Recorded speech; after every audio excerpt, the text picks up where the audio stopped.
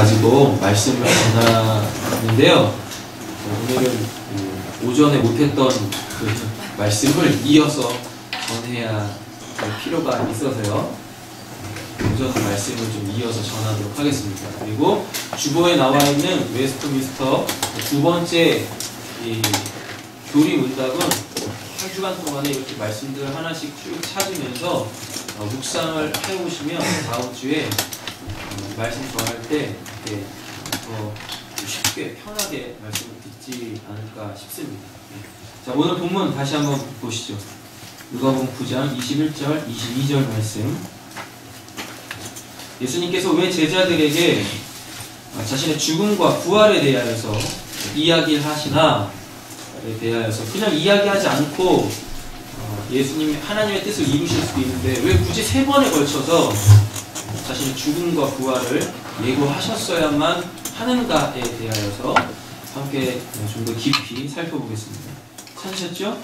네, 같이 읽겠습니다. 경고하사 이 말씀을 아무에게도 이르지 말라 하시고 이르시되 인자가 많은 고난을 받고 장로들과 제사장들과 서기관들에게 버림받아 죽임을 당하고 제3일에 살아나야 하리라 하시고. 아멘. 오늘 본문에 보면은 장로들, 대제사장들과 서기관들이 등장하는 모습을 볼 수 있습니다. 이들에게 예수님이 버림당하셨죠? 도대체 이들이 뭘 의미하는 걸까요?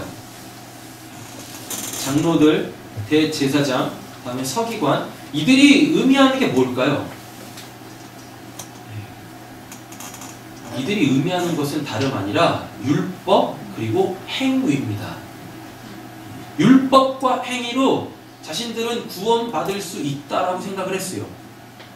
여러분, 이건 어디서부터 출발하는 겁니까? 아담한테 아들들이 있었죠. 누구와 누구였었죠? 가인과 아벨이었었죠. 여러분, 이들이 똑같이 뭘 하죠? 제사를 드립니다. 근데 하나님께서 누구의 제사를 받으시고 아벨의 제사는 받으시고 누구의 제사는 안 받으셨나요? 가인의 제사는 안 받으셨죠. 왜 안 받으셨나요? 가인이. 왜? 여러분, 아벨의 이름의 뜻이 뭐냐면 없다요, 없다. 아무것도 아니다. 그 아벨의 제사를 왜 하나님께서 받으셨냐면 하나님, 저는 하나님 없으면 아무것도 아닙니다. 이 고백이 있는 사람의 예배를 하나님께서 받으시는 거였단 말이에요. 근데 가인의 뜻은 뭐죠? 내가 하나님으로 인하여서 등남했다라는 게 이게 가인의 뜻이거든요. 내가 하나님으로 인하여서 등남했다. 이거를 조금만 더 우리가 깊이 좀 생각해보면 하와가 가인의 이름을 지을 때 내가 여호와로 인하여서 등남했다라는 이 이야기는 뭐냐면 이런 고통 안 겪어도 되는데 내가 하나님 때문에 이렇게 고통스럽게 이 아들을 낳았어요. 내가 수고로이 낳았다라는 이야기거든요. 하나님의 은혜가 아니라 아들을 뽕 낳고 나온 고백이 뭐예요? 아이씨, 못해 먹겠네 이거 진짜. 이거란 말이에요. 그러니까 가인이 제사를 드린 게 아니라 아벨이 제사를 드린 게 아니라 여러분 그들의 이름이 가지고 있는 의미를 가지고 우리는 누구 거는 받으시고 누구 건 안 받으시는지를 봐야 된다는 이야기입니다. 내가 이 제사를 왜 드려야 되는 거야? 또 이런 거겠죠? 자, 하나님 제가 제사 드렸습니다. 이제 됐죠? 저 할 거 다 했습니다. 아니라는 거죠. 이거는 하나님께서 그런 예배 안 받으신다라는 것입니다. 근데 아벨은 어떻습니까? 하나님, 저는 하나님 없으면 아무것도 안 해요. 저 죽을 수밖에 없어요. 하나님, 원래는 제가 죽어야 되는데 제가 죽을 수가 없어가지고 제가 아무것도 아닌데 이 상태로 죽으면 전 진짜 아무것도 안 되니까 하나님 이 대신해서 양을 잡아서 제가 죽을 수밖에 없는 존재인 것을 하나님께 보입니다. 하나님, 저 좀 살려주세요. 살고자 하는 그 열망에 드리는 예배, 그걸 하나님께서 받으신단 말이죠. 여러분, 인간은 범죄함으로 통하여서 계속해서 하나님한테 뭘 보이려고 하죠? 나의 의로움을 나타내려고 해요. 나의 행위를 가지고 하나님 앞에 자꾸만 서려고 한단 말이죠. 이들이 대표하는 게 누굽니까? 이게 바로 장로, 그 다음에 대제사장들, 그 다음에 서기관들이었어요. 이때 당시 장로들은 무엇 하는 사람들이었을까요? 쉽게 말하면 정치하는 사람들이었었겠죠. 그리고 이렇게 문제가 일어나면 이 문제를 해결하는 이런 사람들이었을 거란 말이에요. 그 대제사장은 어떤 사람이에요? 이 사람은 예배에서도 이게 최고잖아요. 그 지성소에 들어갈 수 있는 사람이니까요. 서기관들은 무엇입니까? 무엇 하는 사람들이죠? 율법을 이게 필사하고 또 그걸 가르치는 사람들이었단 말이에요. 하여튼 지금 하나님을 위해서 이 사람들이 지금 뭔가를 하고 있다는 것입니다. 근데 예수님께서 뭐라고 하시는 거예요? 야, 그런 거 다 필요 없어. 하나님 그런 거 한다고 해서 구원을 이루시는 게 아니다. 그러니까 이들이 어떻게 알겠어요? 그러니까 예수님을 버리는 거예요. 예수님을 버리는 거예요. 아니, 우리는 모세가 우리에게 율법이라는 걸 줬어. 율법을 줘서 우린 이걸 지켜야 돼. 우린 이미 구원받은 자들이기 때문에 이걸 지키는 것이 마땅하단 말이지. 근데 이미 말라기에서 구약이 딱 닫히면서 하나님께서 야, 인간의 노력으로는 이제 됐어. 그만. 제사 필요 없어. 그만해라. 자기가 어떠한 존재인지도 모르는 자들의 그러한 예배, 야, 나는 필요 없어. 나는 지금 구원을 베풀려고 하는데 다들 구원받았다라고 나오고 있으니 내가 누구를 구원해야 되니? 야, 이런 예배는 필요 없다. 문을 닫아버려라. 말라기에서 이렇게 성전문을 닫고 구약이 딱 끝난단 말이에요. 그리고 400년이라는 아주 긴 시간, 이 400년 하면 어디서 많이 들으셨죠? 출애굽. 결국은 예배한다고 하면서 다시 어디로 돌아가요? 애굽으로 돌아가는 거예요. 다시 애굽으로 돌아가요. 다시 애굽으로.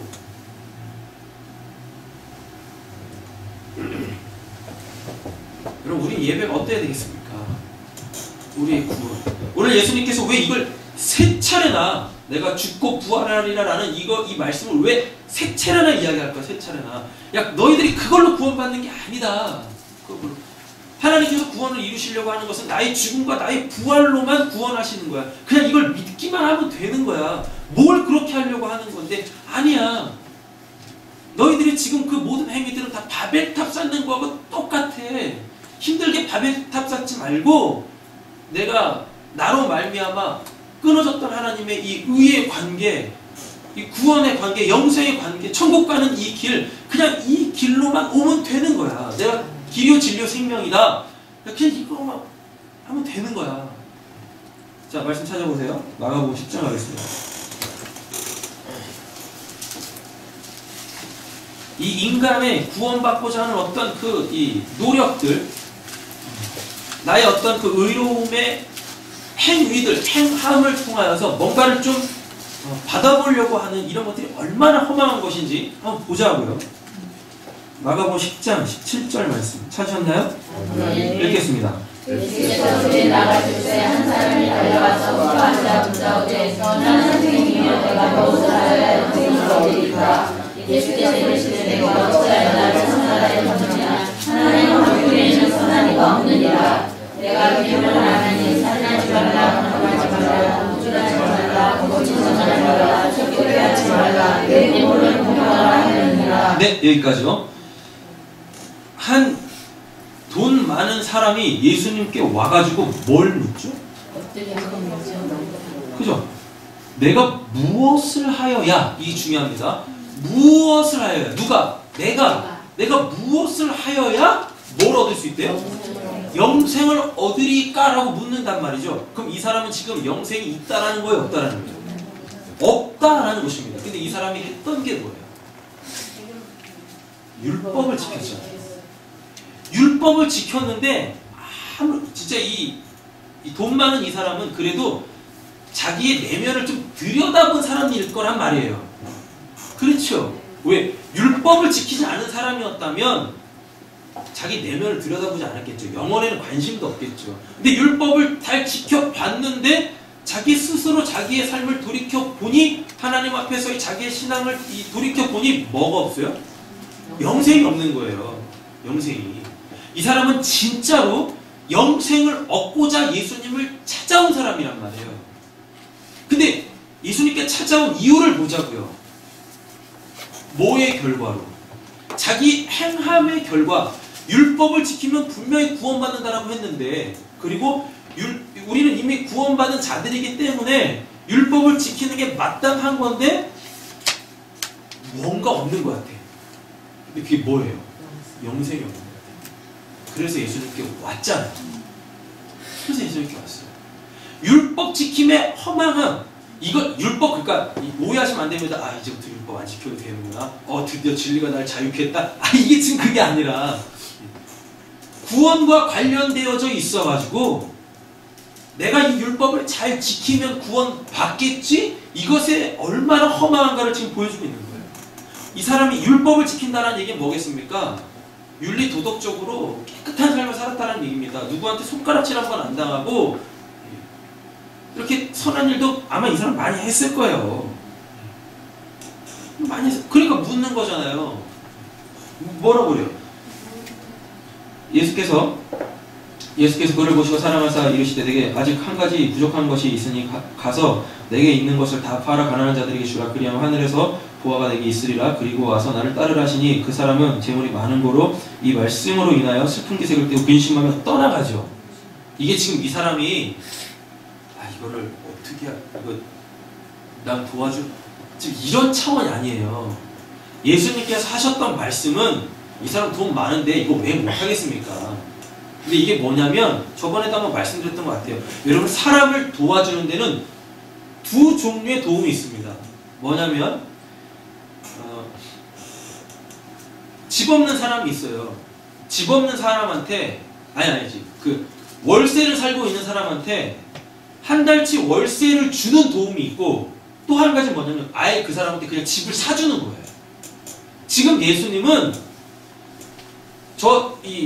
한 달 집세가 없어가지고 당장 쫓겨날 것 같은 사람한테 야, 집세 줘라, 이거 이야기하는 게 아니라 뭐 하라는 얘기예요? 집 사주라라는 이야기예요. 집 사주라. 그럼 이 말은 예수님께서 왜 이런 말씀을 하시냐면 이 사람은 나름대로 뭐 했었던 사람이에요? 선한 일 했었던 사람이에요. 율법을 지키는 사람이 3년에 11조 안 드렸겠습니까? 3년마다 드리는 11조 안 드렸겠어요? 그게 뭡니까? 그건 하나님께 드리는 게 아니라 가난한 사람들한테 나눠주기 위한 11조가 이 사람들한테는 있었단 말이에요. 3년에 드리는 11조라고 있어요, 이게. 이런 걸 다 지켰던 사람이에요. 율법이라는 건 다 지켰던 사람이란 말이죠. 그래서 이 사람이 떠나가는 거지. 야, 저 사람 돈 이번 달 월세 없으니까 월세 내줘 했으면 무엇했어요? 오, 그래요? 그거 하면 구원받아? 했을 거라니까요. 아마 이 사람들이 100명이면 100명 다 했을 거야. 근데 100명이면 100명 집을 다 사줘야 되니 이게 안 되는 거지. 그래서 가는 거예요, 이 사람이요. 그래서 그러니까 예수님이 뭘 말씀하시는 거예요? 진짜 이거 다 팔라라고 하는 게 아니라 너 소유 다 팔아서 다른 사람들한테 다 나눠줘라고 하는 게 아니라, 야, 구원은 너가 뭘 한다고 해서 되는 게 아니라 하나님한테 뭘 잘 보여가지고 구원은 그렇게 받는 게 아니다라는 걸 얘기해 주는 겁니다. 근데 이 본문 가지고 우리는 맨날 무엇해요? 집 팔고 논 팔고 차 팔고 다 팔아서 구원받고 싶으면은 헌금하시고 구원받고 싶으시면 구제하세요. 이 본문은 지금 그런 본문이 아니란 말이에요. 진짜 내가 가지고 있는 재산 다 팔아도 뭘 못한다는 얘기입니까? 구원 못 받는다라는 이야기입니다. 구원은 결코 나에게서 나오는 게 아니다라는 걸 예수님께서 보여주고 있어요. 그래서 예수님께서 죽고 살아나셔야 되는 거예요. 그것도 예수님은 하나님으로 인하여서 죽고 하나님으로 인하여서 다시 살아야 돼요. 예수님도 본인 스스로 살아나지 않았단 말이에요. 하나님으로만 되는 것이 구원입니다. 이걸 모르시면 안 되는 거예요. 다 아시죠? 다 아시잖아요. 다 아시는데 뭐 한 가지가 해결이 안 되시는 것 같아요. 뭘까요? 여전히 하나님한테 복 받는 거에 있어서 내가 기준이다. 아, 내가 이거 안 해서 나한테 지금 하나님께서 복을 안 주시나? 이런 게 있다니까요. 새벽 예배 안 드려서 이게 지금 일이 꼬이고 있나? 네. 내가 지금 선한 일을 하지 않아가지고 내가 지금 교회 봉사 헌신 안 해가지고 지금 나에게 이런 어려움들이 오는 건 아닌가? 혹시 나 이러다 구원 못 받는 건 아닌가? 아시지만 해결 안 되시잖아요. 그죠? 지금 예수님 오시면은 일단 컴플레인 걸어야 되잖아요. 안 돼요! 아직 예수님 안 돼요! 아니요! 그 아니라니까요. 우리 쪽에서 할 수 있는 건 아무것도 없습니다. 그러니까 구원을 은혜로 받는다고 하죠. 그런데 중요한 게 있어요. 뭐냐면 하나님이 어떠한 분이신지를 알아야 돼요. 그래야 믿어져요. 그래야 내가 뭘 하지 않아도 하나님은 사랑으로 나를 은혜로 구원하시는구나 라는 것이 이게 기둥이, 구원의 기둥이 확 내 안에 이렇게 딱 생기는 거예요. 신앙 안에. 아는데도 불구하고 이게 자꾸만 이렇게 매치가 안 되니까 늘 불안불안한 겁니다. 내가 구원받은 사람이 맞나? 내가 거듭난 사람이 맞나? 내 예배가 지금 잘 드려지고 있나? 안 드려지고 있나? 내 기도는 지금 하나님께서 응답하시는 기도인가 아닌가?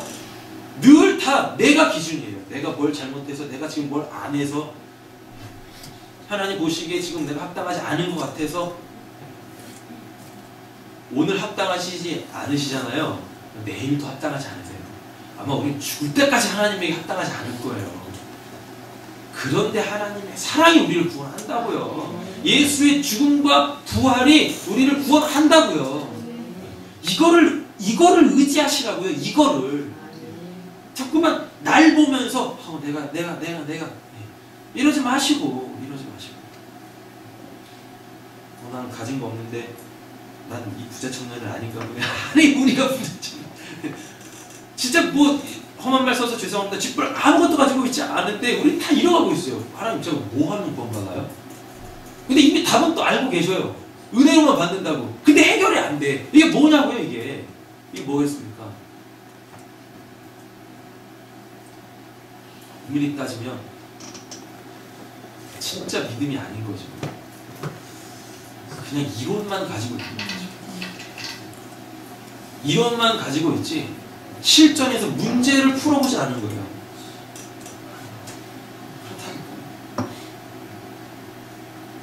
자, 이 부자 청년은 율법을 다 지켰습니다. 맞죠? 그리고 진짜 구원받고 싶어서, 진짜 영생을 좀 얻고 싶어서 예수님께 찾아왔어요. 근데 이거하고는 다른 사람 한 명이 등장합니다. 누가복음 10장 가보실까요?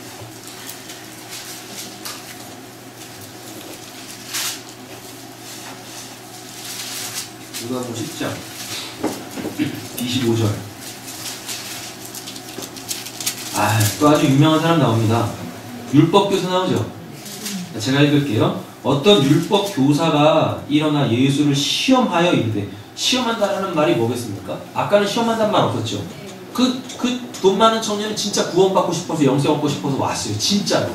근데 이 율법 교사는 뭐예요? 예수님을 시험해 보려고 왔어요. 이건 뭡니까? 이미 이 사람은 지금 뭐란 얘기예요? 나는 구원을 받은 사람입니다 라는 얘기예요. 율법 교사가 일어나 예수를 시험하여 이르되, 선생님 내가 무엇을 하여야 영생을 얻으리까? 라고 이야기합니다. 내용은 아까랑 똑같은데 뭐가 또 들어왔습니까? 시험하여. 시험하여. 예수께서 이르시되 율법이 무엇이라 기억하였으며 내가 어떻게 읽느냐? 대답하여 이르되 내 마음을 다하고 목숨을 다하고 힘을 다하며 뜻을 다하여 주 너의 하나님을 사랑하고 또한 내 이웃을 내와 같이 사랑하라 하였나이다. 이게 뭡니까? 아까 부자 청년은 제가 이것도 지켰어요, 저것도 지켰어요, 다 지켰어요 라고 했죠. 근데 얘는 뭐예요? 얘는 지금 나는 이거 지켰습니다, 저거 지켰습니다, 이거 하지 않잖아요. 왜 그러죠? 율법 교사 이거 설마 안 지켰겠어요? 그러니까 율법 교사는 뭐예요? 나는 율법이 뭘 이야기하는지 알아요. 십계명이 뭘 이야기하는지 난 십계명의 핵심을 알아요. 그래서 나는 구원받은 사람이에요. 당신은 알아? 이거란 말이죠. 지금 이 본문이. 아까 부자 청년과 이 율법 교사는 똑같이 무엇을 하여야 영생을 얻으리까? 라고 하는데, 여러분, 한 사람은 진짜 구원받고 싶은데 그거 못 받고, 한 사람은 구원받았다라고 생각했는데 그거 못 받고, 다 뭐가 문제입니까? 시험하고 시험 안 하고가 문제가 아니라 무엇을 하여야, 내가 무엇을 하여야, 인간이 무엇을 하여야 영생을 얻으리까? 한 사람은 했는데도 구원을 못 받고, 한 사람은 그 율법이 뭔지를 정확하게 알고 그걸 가르치는 사람인데도 불구하고 구원을 못 받고. 그래서 예수님께서 3번에 걸쳐서 말씀하시는 거예요. 그냥 단순히 나 죽고 부활할 거야, 잘 기억해, 이거 지금 말씀하시려고 하는 게 아니라 결코 사람의 행위로는 구원 못 받아, 율법 다 지킨다고 구원 받는 게 아니야 라는 것입니다. 하나님께서 율법 왜 주셨습니까? 지키라고요? 천만의 말씀입니다. 율법은 하나님께서 우리한테 지키라고 주신 게 아니에요. 아니라니까요. 확인 한번 해볼까요? 확인하시기 전에 자, 그것부터 확인하시죠. 자, 로마서 가세요. 하나님께서 우리한테 율법을 주신 이유가 뭔가? 근데 율법 제대로 안 지키면 다 죽어. 이것 때문에 그런가? 율법 잘 지켜서 복 받아라. 이것 때문에 그런가? 어디 말씀 보시면 될까요? 로마서 5장이 됐죠.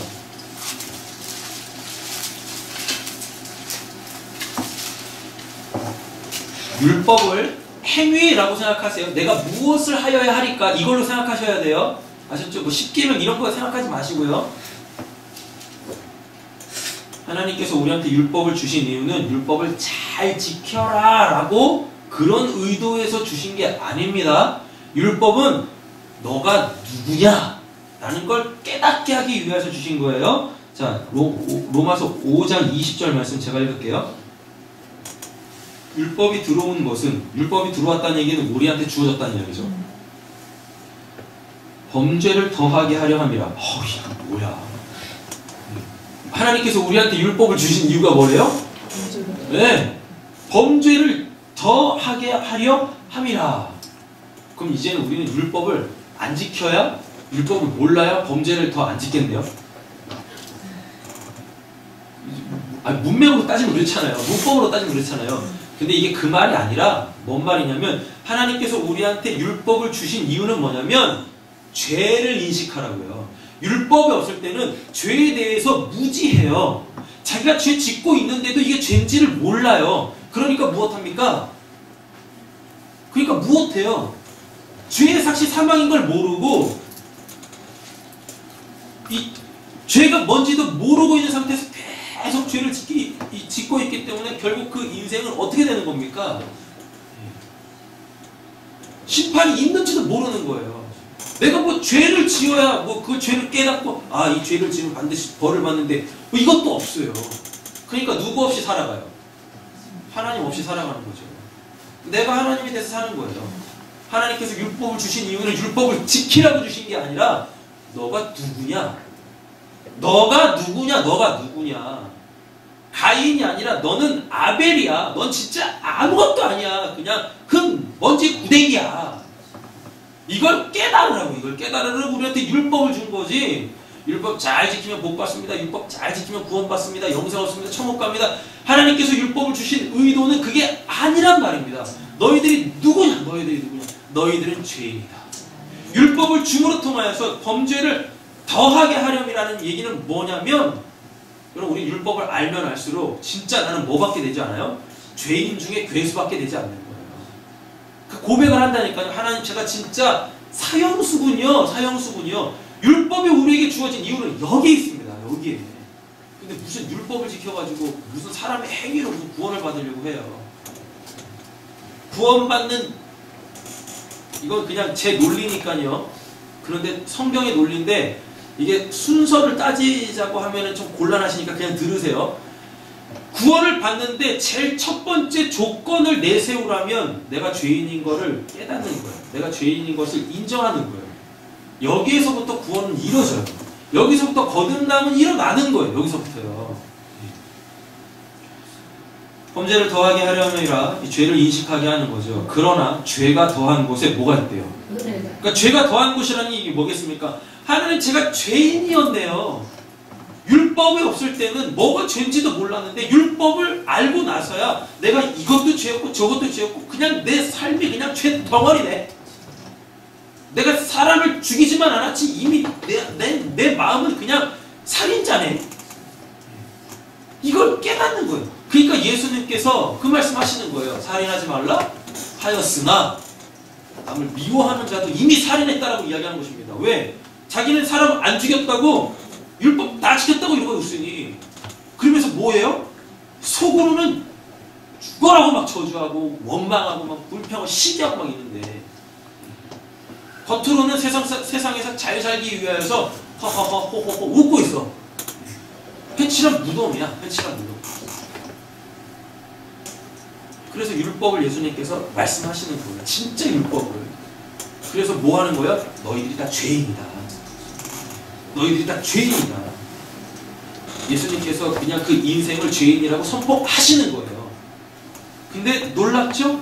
그 이야기를 듣고 제가 죄인이었네요. 어떻게 보셨어요, 예수님? 제가 비록 칼 들고 사람을 죽이지 않았지만 제 마음에 이 미움이 가득 차서 구원받은 사람이 이게 맞나? 하나님 믿는 사람이 이렇게 저 사람 미워해도 되는 건가? 이런 고민에 있었는데 예수님께서 그냥 제 마음을 정확하게 딱 들어보셨군요. 제 안에 미움으로 가득 찬 거. 그래서 조금만 건드리면 진짜 그냥 그냥 이 칼을 들어가지고 푹 찔러버리고 싶은데 제 마음이 그냥 하나님 예수님 앞에서 그냥 탁 들켰군요. 그럼 저 어떻게 해야 되는데요? 그럼 저 어떻게 해야 되는데요? 그래서 내가 널 위해서 대신 죽는 거야. 그리고 널 살리기 위해서 내가 다시 사는 거야. 넌 그냥 이것만 믿으면 돼. 그거 믿으면 정말 됩니까? 정말 돼. 뭐 어떻게 되는데요? 그냥 믿어봐. 그 믿음이 네 안에서 너를 바꿀 거야. 할렐루야. 아멘. 말씀의 능력이라는 건 바로 이렇습니다. 아멘. 많은 분들이 진짜 많이 이게 오해하는 부분이 뭐냐면 진짜 믿음이 그렇게 돼요? 된다니까요. 돼요. 심지어는 안 믿어지는 나와 한번 또 싸워보세요. 또 믿고 싶은데 왜 안 믿어지는 거야? 믿음 없으면 죄인이잖아요. 그래서 죄인을 고백하라는 겁니다. 결국은 그러면 하나님께서 오신다니까요. 믿어지게 하시고 그리고 그때부터 그 십자가가 막 경험이 되어지고 그 부활이 나의 부활이 되어지고 이렇다니까요. 그래서 요한복음에 예수님이 죽었다 살아났는데도 불구하고 아직 제자들이 깨닫지 못하잖아요. 왜? 예수님이 직접 풀어주시지 않으시니까. 죄가 더한 곳에 내가 정말 죽을 수밖에 없는 죄인이라는 것을 인정한 그에게 뭐가 넘친대요? 은혜가 그 죄를 덮는데요. 은혜가 더욱 넘쳤다라는 건 내 죄가 지금 머리 끝까지 차올랐는데 이 뭐예요? 하나님의 은혜가 이걸 덮어버린다니까요. 여러분 그래서 예수님께서 물과 피를 땅에다 일부러 땅에다라는 표현을 씁니다. 그냥 물과 피를 다 쏟으셨다. 물과 피가 다 몸에서 빠져나갔다라고 표현을 해도 되는데 왜 굳이 그 땅에 다 쏟으셨다라는 그 땅을 이야기할 거예요. 땅을. 심판의 물이 쫙 다 이 물러가고 묻이 딱 드러났는데 그 묻을 뭐라 그래요? 땅이라고 하고 그 땅에서부터 하나님께서 뭐 하래요? 씨가 진 열매 맺는 채소와 나무들은 나와라라고 한다니까요. 우리 안에서 그 열매들이 나오는 거예요. 생명의 능력들이 막 살아나는 거예요. 막. 왜 하필이면 그 땅에 쏟으셨겠냐고요. 아무런 열매 맺지 못하는 우리 이 척박한 땅에다가 예수님께서 뭘 발라버리세요? 6월절 어린 양의 피로 그냥 싹 다 바르시는 겁니다. 그러니까 하나님께서 딱 가시다가 어디가 열매를 안 맺는 땅인가? 인터뷰 피밭이야 이거. 그리고 넘어가시는 거예요. 이게 6월절이라는 거예요. 임방과 설주에 피를 바르면 넘어간대잖아요. 그 안에 주하고 부부싸움을 해도 왜 100점 못 맞았어요? 아빠가 엄마가 그냥 애들 막 잡아 좁혀도 그 안에서는 막 지금 묶고 막 난리 법석이어도 뭐만 있으면 그 바깥에 피만 있으면 그냥 넘어간대요. 그냥 넘어가. 애굽에서 내 새끼 그냥 너무 이쁜 거 같아. 진짜 막 이 인고가 왔다가 기절하고 돌아갈 그 이 사이 좋은 그 부부 관계 막 웃음꽃이 막 피는데도 불구하고 뭐가 없으면 피가 없으면 죽음의 사자가 들어가가지고 그 화목한 가정을 확 깨버린다니까요. 죽여버린다니까요. 왜 예수님께서 그 피와 물을 땅에다 쏟으셨겠습니까? 그 척박한 그것도 어디? 예수님이 쓰신 그 십자가가 어디였어요? 골고다. 골고다 뜻이 뭐예요? 해골바가지. 해골바가지. 보기에도 징그러운 그 해골바가지. 왜? 해골바가지에다가 왜 그 피를 붓냐고요? 왜 그 피를? 해골바가지가 의미하는 게 뭡니까? 생명이 없잖아요. 구약에서 보면 피는 뭘 상징합니까? 생명이죠. 그 생명이 없는, 이제 찾아볼래야 찾아볼 수 없는 그 해골에다가 예수님께서 뭘 버버리시는 거예요? 생명의 피를 버버리셔서 이 해골을 어떻게 하신다? 살아나게 하신다. 살아나게 하신다. 그냥 이것만 믿으라고요. 이것만. 은혜가 더욱 넘쳤다. 덮어버려. 이 해골바가지를 피로 덮어. 그래서 살려. 그 죄를 더 이상 안 보신대요. 그 죄를. 옆에 계신 분 축복하겠습니다. 해골이 참 이쁘십니다. 또 이렇게 한번 또 얘기하면서 또 잠을 한번 깨보시죠. 이 피로 덮인 해골이 이쁘십니다. 피골이 상대했어요? 네?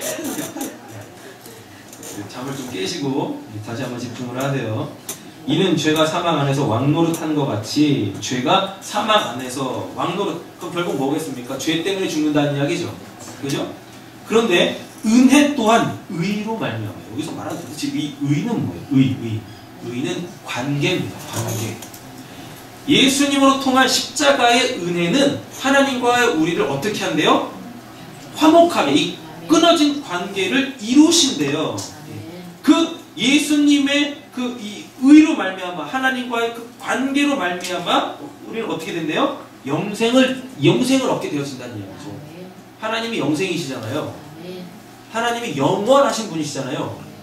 이거를 딴 말로 바꿔보세요. 하나님이 영원하시다라는 건 하나님이 영생이시다라는 것입니다. 그러니까 예수로 통하여서 해골바가지인 우리가 어떻게 돼요? 영생으로 넘어가는 거예요. 이렇게 넘어가. 즉 보면 그걸 이야기합니다. 결국 율법이 우리한테 준 이유는 뭡니까? 네. 이렇게 정리하세요. 난 은혜 없으면 안 되네. 예수의 이 십자가 없으면 안 되는 사람이구나. 원래 그것도 내가 져야 되는데 그것도 예수가 대신 지잖아요. 이거를 알라고요. 이거를. 그래서 예수님께서 3번이나 말씀하시는 거예요. 3번이나. 이해를 못하는데도 말씀하죠. 왜요? 성경에서 항상 3번이 뭘 이야기하죠? 그냥 횟수로 1번, 2번, 3번, 내가 3번 다 얘기했어. 이게 아니잖아요. 깨달을 때까지, 믿어질 때까지 계속 말씀하시는 거예요. 계속. 그리고 결국 성령을 통하여서 깨닫잖아요. 결국 깨닫잖아요. 그래서 그들이 다 구원받잖아요. 다 구원받는다니까요. 3번은 그냥 숫자로 1번, 2번, 3번 이게 아니라 이들이 이걸 깨달을 때까지, 그래서 믿을 때까지, 그래서 그 믿음이 이 심령을 변화시킬 때까지 계속 이야기합니다. 계속. 근데 깨달아진 이후에도 또 얘기해. 왜? 늘 새롭게 하기 위해서. 늘 새롭게 하기 위해서. 오늘 이렇게 설교를 준비하다가 이제 이 페이스북에 들어가 봤어요. 그때 뭐 난리도 아니더만요. 부활절을 지켜야 되네, 말아야 되네, 성경에 나오지도 않은 부활절을 지켜야 되네, 말아야 되네.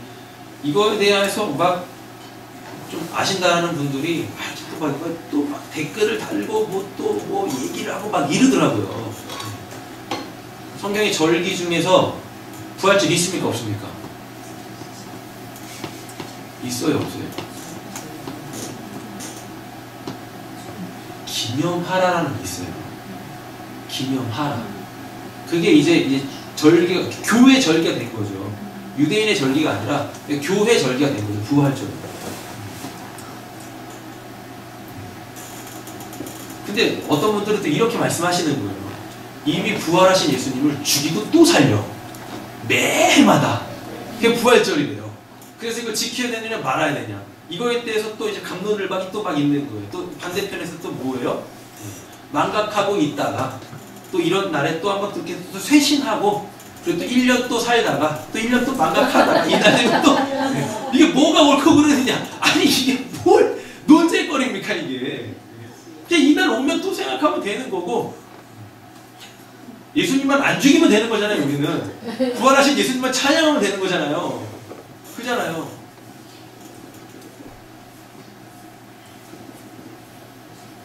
부활의 의미가 저도 부활주의를 이 38회 오늘로 38회 이 맞이했는데 도대체 부활이 뭔지 몰랐어요.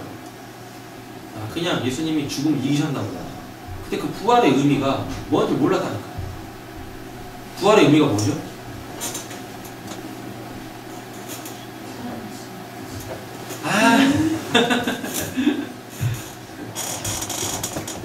어제 설교를 너무 길게 했군요. 너무 분량이 많아가지고 뭐가 핵심인지 놓치셨군요. 부활은 나누는 거라고 했었잖아요. 기억하세요?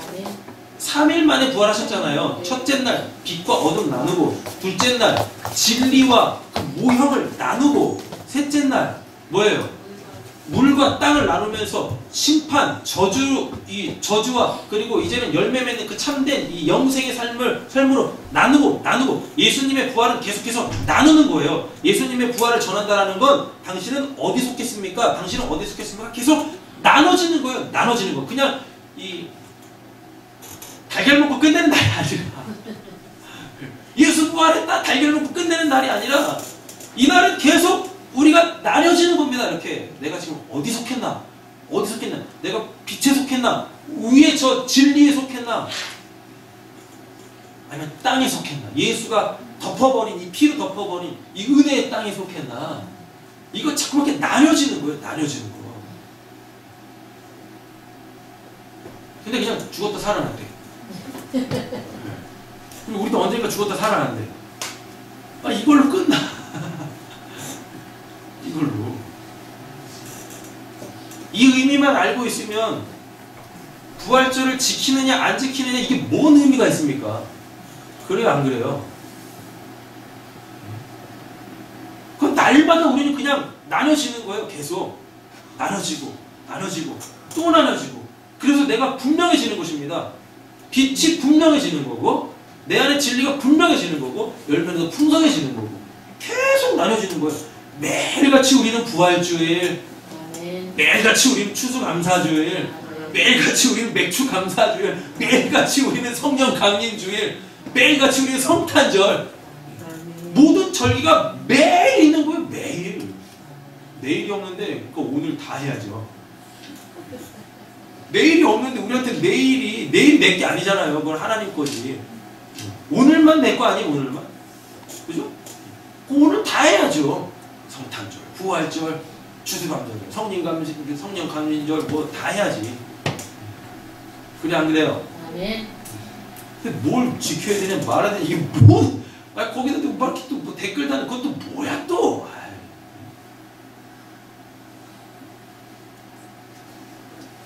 6장 1절 보겠습니다. 그런즉 우리가 무슨 말 하리요?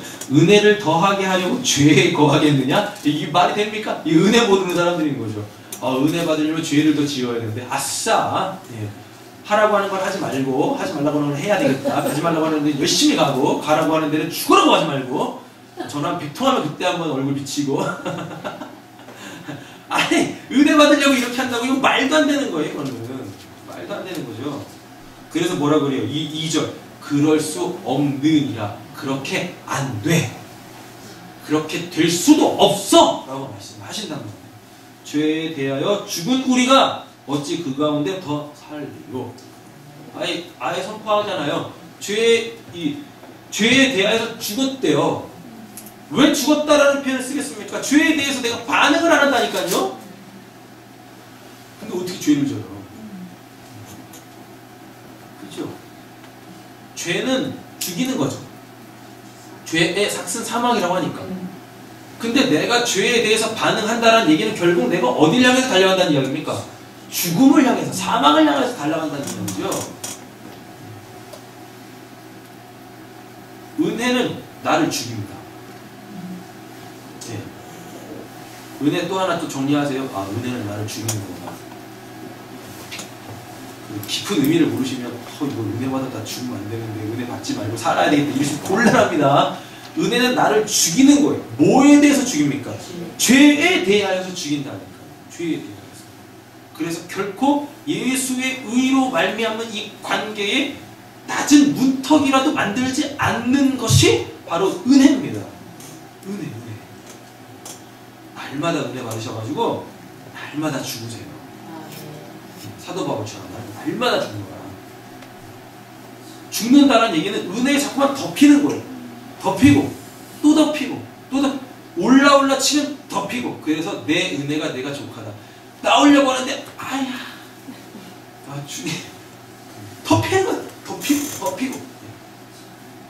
그러니 무엇해요? 그런 척박한 환경에서도 그 놀라운 역사들이 사도 바울에게서 일어나는 겁니다. 내게 능력 주시는지 안에서 내가 모든 걸 할 수 있습니다 라는 게 그래서 나오는 거예요. 은혜로 계속 덮이니 하나님께서 능력을 계속 부으시는 거예요. 6장 23절 한번 가보실까요?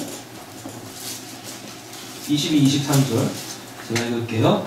그러나 이제는 너희가 죄로부터 해방되고 아멘 하나님의 종이 되어 거룩함에 이르는 열매를 맺었으니 라고 되어 있습니다.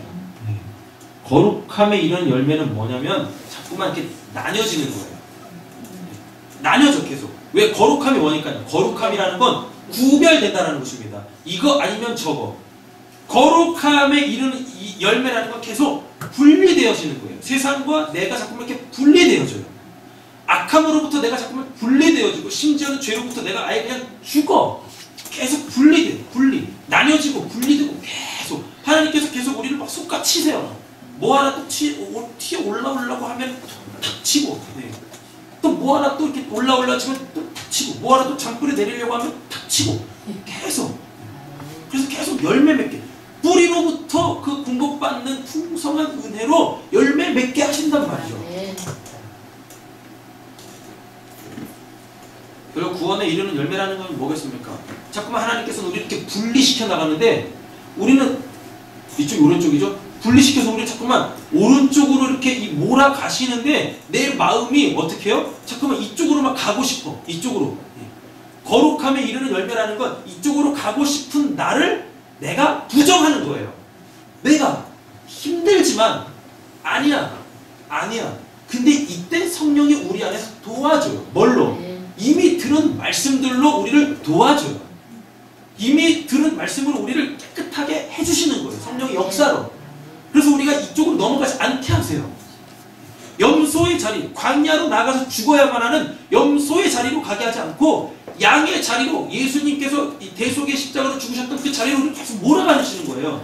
결국 구원에 이르는 열매는 바로 나를 따르라 라고 했을 때 자기를 부정하고 그 열매입니다. 자기 부정의 열매.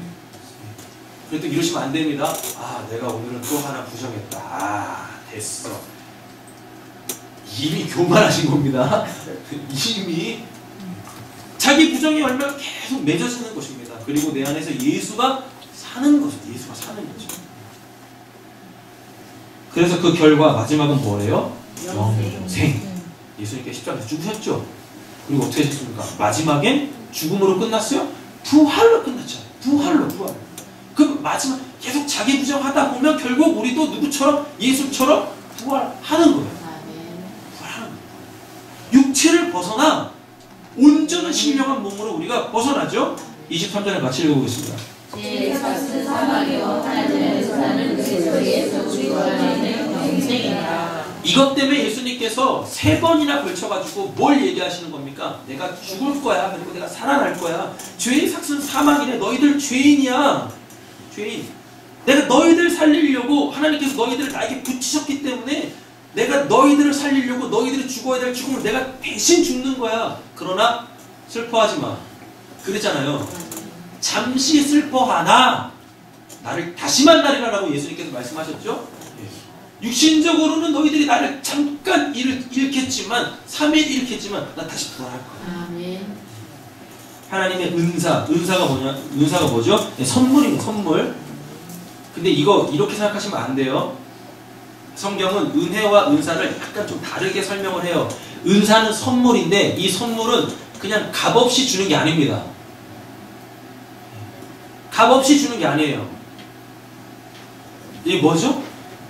이거는 너와 내가 관계가 있어 라는 걸 확인시키기 위한 선물이에요. 되셨나요?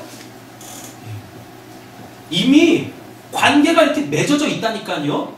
은혜는 아예 관계가 없을 때 그냥 일방적으로 줘가지고 관계를 일방적으로 맺어버리는 거고, 은사는 뭐냐면 이미 관계를 맺고 있는데 이 관계를 더 돈독하게 하기 위해서 주는 게 뭐냐면 이게 선물, 이게 은사입니다.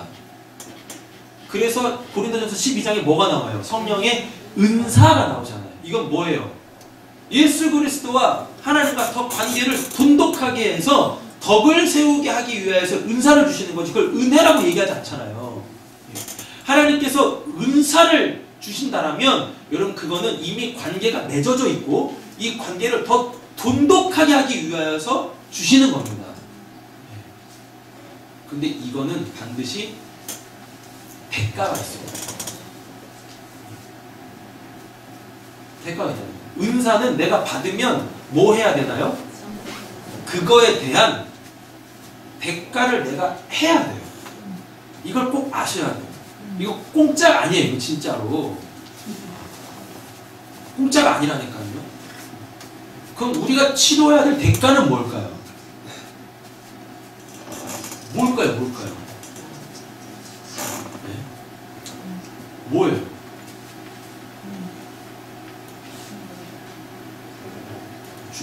뭘 받으셨는데 뭘 남으셨나요? 뭘 받으셨는데 무슨 은사를 받으셨어요? 이러면 이제 곤란해지는 거죠. 내가 받은 건 방언밖에 없는데 방언을 가르쳐줘야 되나? 이렇게 되는 건가? 뭘 해야 되죠?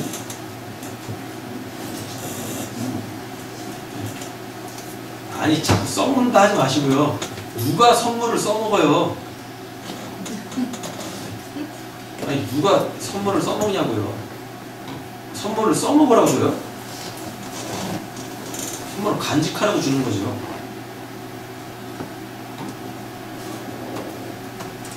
이렇게 생각하시면 안 돼요.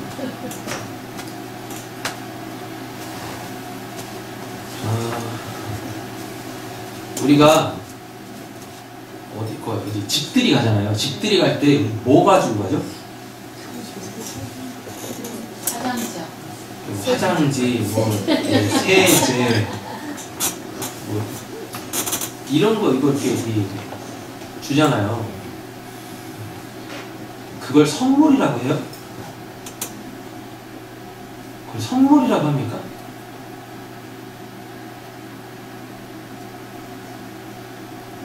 그걸 뭐라 그래요? 잘 한번 생각해 보세요. 그걸 뭐라고요? 네? 집들이 선물.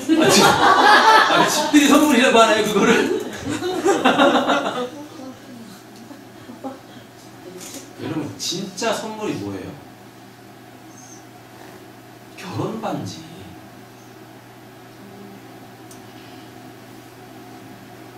좀 이번에 지셔야 되는데. 결혼 반지요. 결혼 반지가 이게 선물이라고요. 성경적인 의미에서 이게 선물이라고요.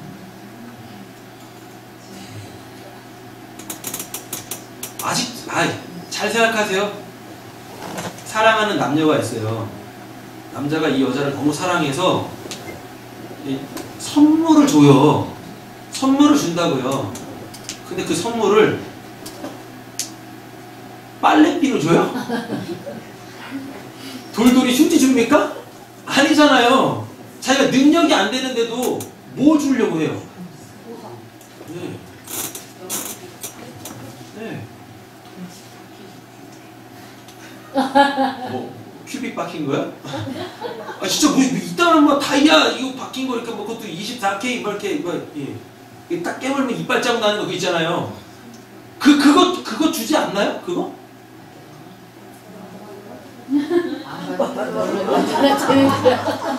참 이거 우리 참 불행하네요. 그리고 못 받아도 평생에 이걸 선물이라고 하는 거예요. 이거를 아니 누가 부드러운 칫솔 뭐 20개 딱 받고 나 오늘 굉장히 좋은 선물 받았어. 이런 사람이 어디냐고. 이런 사람이. 그건 성경에서 말하는 선물이 아니란 말이에요. 그건 은사가 아니란 말이에요. 그거는. 오늘 본문 안에서 은사를 잘 보세요. 주에서 수사망이 하나님의 은사. 여기서 말하는 은사는 그냥 선물. 영어 성경으로 봐도 이건 뭐라고 되냐면 기프트라고 돼 있단 말이에요. 은사는 그리스도 예수 안에 있는 뭐예요? 돌돌이 휴지? 뭐 화장실 막혔을 때 뻥뚫어 하는 그 뻥뚫어 그거? 이거. 이 선물과 선물 아닌 선물하고 좀 구분을 지셔야 된다니까요. 진짜 선물이 뭐라고요? 그게 성경에서 말하는 은사라고. 그게 예수는 이것 주로 왔다고요. 이 은사 주로 왔다고. 그 영생 우리한테 주려고. 이게 선물이라고요. 선물. 근데 이 선물을 우리한테 준 이유는 뭐냐면, 여러분 이렇게 한번 생각해 보세요. 진짜 이 남자는 이 여자를 너무 사랑해가지고 무엇했어요? 이따만한 다이아 반지, 그것도 24K짜리 금으로 된 거, 그것도 이제 승금, 백금이 아니라 그 누런 진짜 금. 그거를 이 여자한테 딱 줬어요. 이거 왜 주려고 하는 거예요? 너하고 나하고 이제 영원히 함께 하는 거야. 근데 이 여자는 무엇해요? 그거를 먹고, 네. 턱 끼었어. 네. 하나님께서 우리에게 주시는 선물은 그런 게 아니란 말이에요. 우리가 지금까지 이 선물을요, 이렇게 생각했잖아요. 은혜나 은사를 이렇게 생각했잖아요. 그냥 값없이 받는 거, 그냥 먹고 딱 떨어지는 그런 거, 이런 게 아니라고요. 성경에서 나오는 은혜나 은사 이런 건 뭐냐면 관계를 유지하기 위하여서 증표를 주는 겁니다. 증표로. 증표로. 이게 은혜, 이게 은사라는 거예요. 이게. 오늘 본문이 지금 그걸 이야기한단 말이에요. 예수님의 십자가는 바로 하나님과 우리와의 이게 분리할 수 없는 이 관계 있죠. 의의 관계. 서로가 서로에게 충족해 있는 그 의의 관계, 이거의 확증이란 말이에요. 이걸 영생으로 줬다고. 예수한테 하나밖에 없는 그 생명을 나한테 딱 줬단 말이에요. 너 이거 평생 간직해라. 근데 뭐예요? 요것만 받고 딱 배교하는 게 이게 뭐예요? 이게 666 받는 거. 이게 배교하는 거라고요. 배교. 팔아. 누구한테 팔아? 누구한테? 돈 주고서 살 수도 없는 걸 누구한테 팔아? 나한테 영생, 제가 노봉 집사님한테 저한테 영생이 있는데 이거 10만원에 팔 테니까 사세요 하면 집사님이 뭐 10만, 옷구리 10만원? 아유 10만원 갖다 되겠습니까? 제가 20만원 줄게 빨리 넘기세요 하면 제 영생이 저를 꼭 가나요? 네? 아니 집들이 가가지고 뭐 하이타이 평생 간직해요? 평생? 아니 그거 아니잖아요. 고린도전서 12장에 나오는 그 은사는 내가 하이타이 받았으면 무엇해야 돼요? 그 하이타이 갖고 평생 간직하는 게 아니라 이제 아까 그 말씀하셨던 거 이걸 가지고 이제 깨끗하게 써야 되잖아요. 이게 준 사람의 마음을 흡족하게 하는 거지.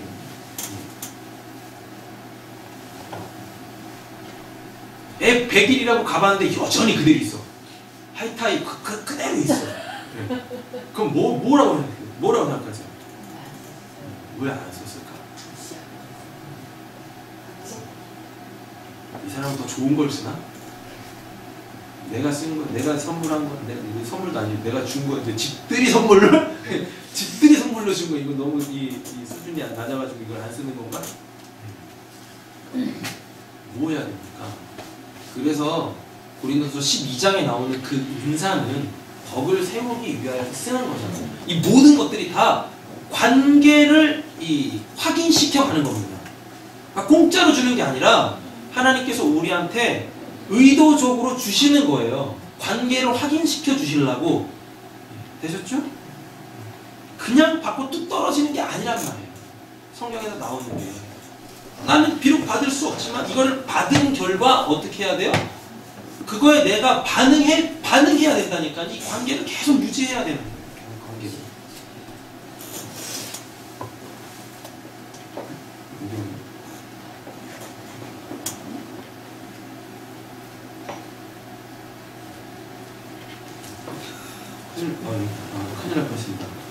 없으면 설교가 굉장히 길어져요. 안도의 한숨 쉬는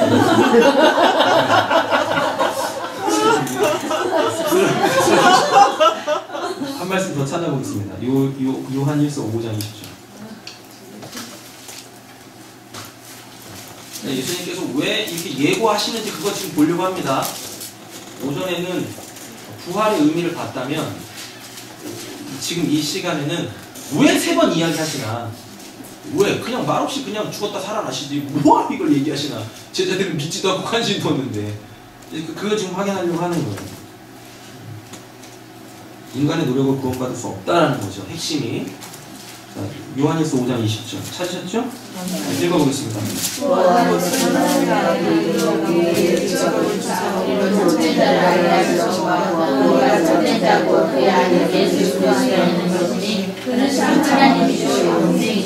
아멘. 아까 그런 말씀 드렸죠? 하나님이 영원하신데 그 영원이라는 얘기는 뭐예요? 영생이다라고요.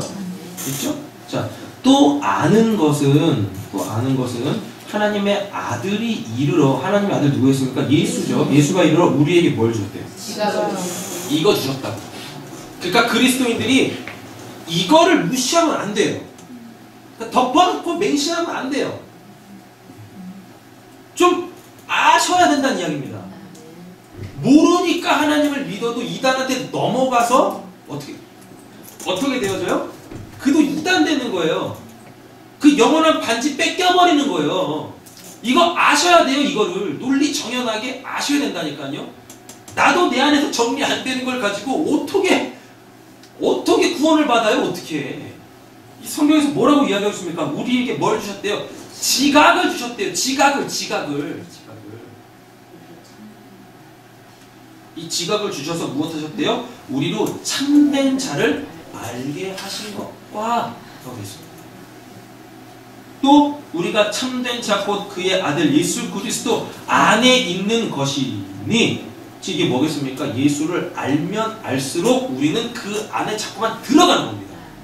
그러니까 자꾸만 이렇게 어떤 육신적인 관계로서 예수가 내 안에 들어와? 어떻게 들어오지?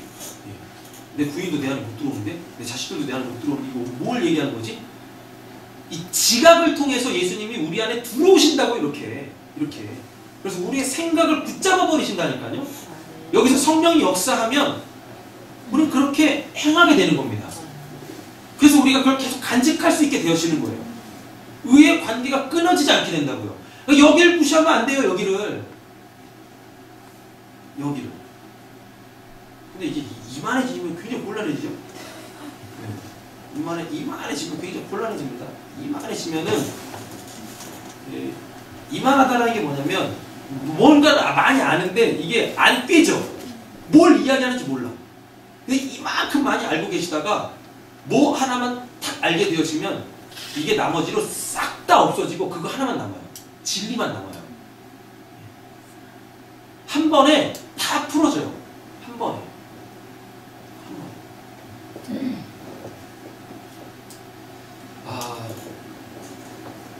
이렇게 한번 생각해 볼까요? 그 A4 용지가 한 2000장 있어요. 2000장이 지금 어떻게 되어 있냐면 이게 다 꾸깃 다 되어져 있는 상태예요. 이것들이 지금 여기 가득 차 있어요. 그러니까 이만하겠죠. 부피만 이만해지겠죠. 근데 여기에 뭐 하나만 툭 돌아오면 이 꾸깃해졌던 것이 쫙 펴집니다.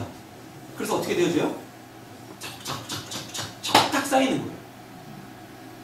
게다가 거기다가 페이지까지 새겨져요. 1189. 착 새겨지는 거예요.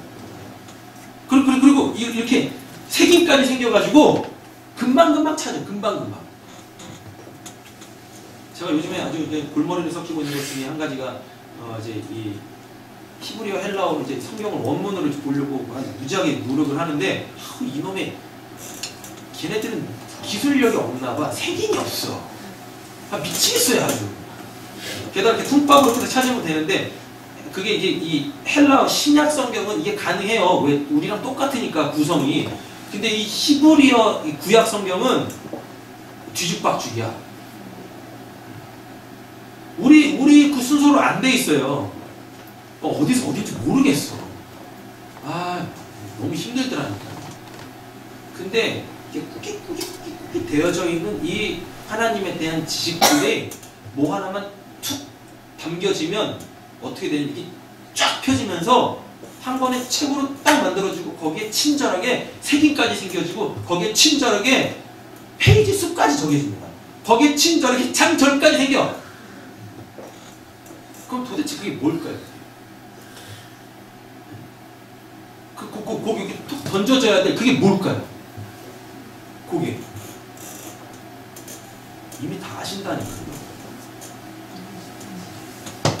너로는 안 돼.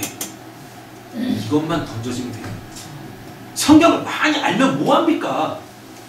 나는 할 수 있어요 이러고 하고 있는데 세상은 그러잖아요. 나는 할 수 있어요 라고 하잖아요. 당신도 할 수 있어요. 한번 옆에 계신 분 옆에 계신 분 한번 축복해보세요. 당신도 할 수 있습니다.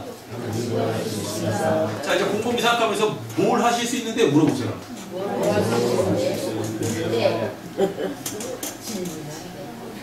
예? 뭘 할 수 있냐고요? 뭘? 꾸깃 되어져 있는 여러분 이러한 성경의 지식들 하나님에 대한 안들에 뭐 하나만 툭 던져지면 뭐만? 나는 안 돼. 너는 못해. 넌 죄인이야. 라는 이 절대 불변의 진리만 탁 떨어지면 쫙 펴진다니까요. 예수님께서 십자가에서 죽으시고 부활하신다는 걸 왜 그렇게 얘기할까요? 왜? 너는 안 돼. 너는 안 돼. 너 혼자서 안 돼. 뭘 할 수 있는데. 백날 날갯짓 해봐봐라. 저 이 궁창을 넘어 저 위에 물러갈 수 있나? 안 된다니까. 이 진리만 딱 떨어지면 되는데 이거를 들어도 여전히 어떻게 해요? 나는 할 수 있어. 아이 이게 세상의 논리와 너무 다르잖아요. 이 세상 제가 이해해요. 왜냐하면 세상에 여기서 이 이야기를 들어도 세상에 나가면 세상 자꾸만 하세요 계속 나한테 뭔가 요구한단 말이에요. 그러니까 나도 모르는 사이 그 이야기를 듣다 보면 너는 안 돼 라는 게 어떻게 되냐면 진짜 내가 아무것도 안 하고 있으면 이거 내 구원을 받을 수 있나? 이런 또 의심이 든다니까요. 이런 의심이. 그러니까 예수님께서 3번 말씀하시는 거예요. 3번이 뭐라고요? 깨달을 때까지 이것이 이게 믿어질 때까지 얘기하시는 거예요. 심지어는 3번 이야기했는데도 못 드시냐. 그러니까 어떻게 해요? 행동하셔야지 뭐. 죽고 부활하시잖아요.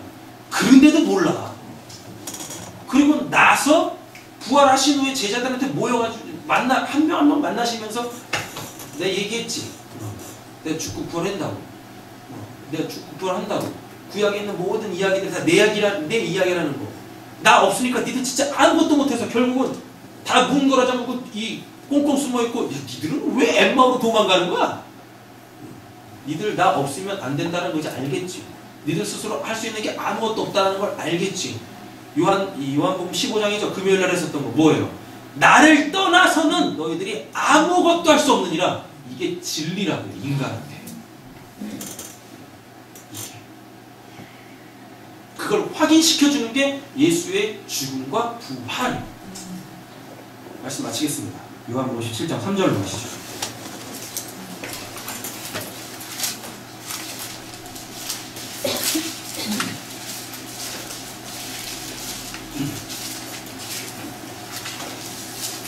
같이 읽겠습니다.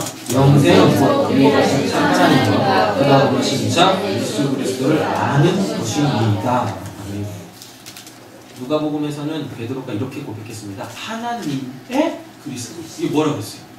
하나님이 보내신 자입니다. 당신이. 딱 그거잖아요. 베드로가 그걸 알았잖아요. 그걸 알았죠. 근데 이걸 누가 알게 했대요? 하나님이 알게 하셨대잖아요. 위로부터 알게 됐대잖아요. 위로부터 알게. 하나님이 이걸 알게 해주셨다고. 이게 뭐래요? 이거 아는 게 영생이에요. 왜? 지각을 통해서 하나님께서 가르쳐주신 지각을 통해서 이게 일리 들어왔고 그럼과 동시에 영생이신 하나님께서 말씀으로 내 안에 딱 계세요. 이 상태가 뭐예요? 이게 영생이라는 거예요. 이 영생을 더 풍성하게 누리세요. 하나님을 계속 알아가세요. 이제는 꾸깃한 거 얻지 마시고 쫙 펴져 있는 거. 그래가지고 바로바로 그냥 이렇게 탁탁탁탁 중요한 부분에다 끼어 넣을 수 있는 이런 우리 사랑하는 성도님들 되시길 아멘. 축원합니다. 아멘. 기도하겠습니다. 사랑의 주 하나님, 율법으로는 안 됩니다.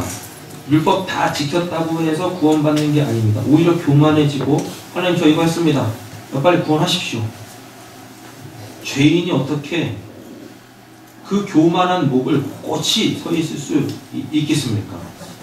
율법 우리한테 왜 주셨나요? 죄인이라는 걸 깨달으라고. 그런데 이 죄값을 내가 너한테 묻지 않고 죄 없는 내 아들한테 전가시킨다. 너는 그를 믿어라. 그로 인해서 너는 산다. 예수님은 지금 이것을 말씀하고 계십니다. 내가 죽고 내가 부활해야 된다. 심지어는 너희들한테까지도 난 버림받아야 된다. 예수를 버린다라는 건 자기도 모르는 사이에 예수님께 전가되어진 그 죄를 버리는 것입니다. 이제는 알았으니 예수님으로 통하여서 하나님과 맺어진 이 의의 관계, 그 누구도 깰 수 없는 이 의의 관계, 하나님 저희들에게 평강을 허락하여 주시옵소서. 오직 은혜로 삽니다. 이 고백이 우리가 이 세상을 떠나는 그날까지 변치 않게 하실 줄로 믿사오며 예수님의 이름으로 기도드립니다. 아멘. 하늘에 계신 우리 아버지, 이름으로 기억이